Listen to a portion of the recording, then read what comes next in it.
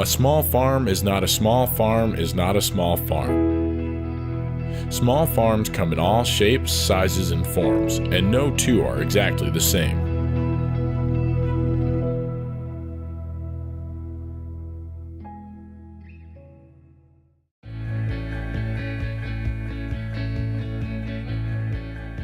For the urban homesteader, the model is one of self-reliance. Right now, we're producing the majority of our vegetables. In a couple more years, we'll be producing most of our fruit. Once the perennial trees start bearing, we yield all of our eggs from our chickens between the honey that the bees share with us and tapping our maple trees to make syrup.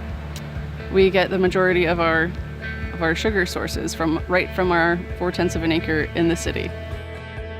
I love being able to teach my children how to do all of these things.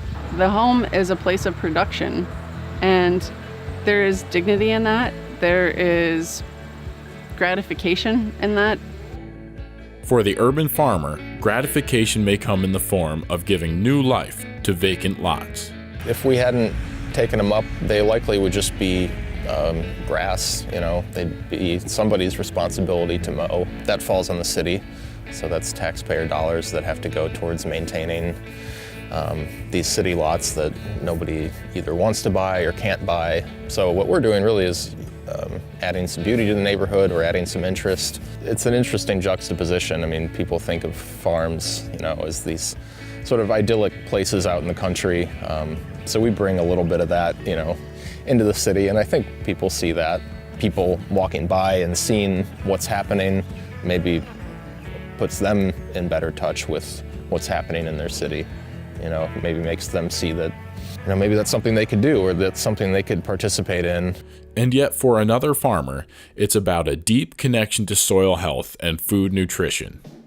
The reason why we will balance soil is because we want to make a very comfortable living for the microbes, because they're the ones that make all the enzymes, that make all the nutrients available to a plant, so that we continue to regenerate good soil. So the real movement is really called regenerative agriculture. My intent is, let's do things right with the goal that we're going to have fabulously nutritious foods. Another farmer's approach may be grounded in permaculture.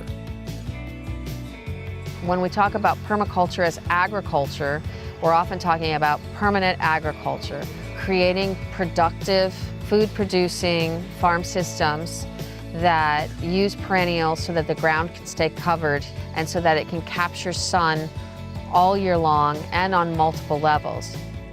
Why do we waste a 12 by 12 foot area just to grow one fruit tree when we could be capturing light below the fruit tree on every level too? We'd have an overstory, an understory, a shrub layer, a herbaceous layer, and a ground cover layer, and all of those plants working together would be so much more productive than that 12 foot by 12 foot space that actually housed one fruit tree.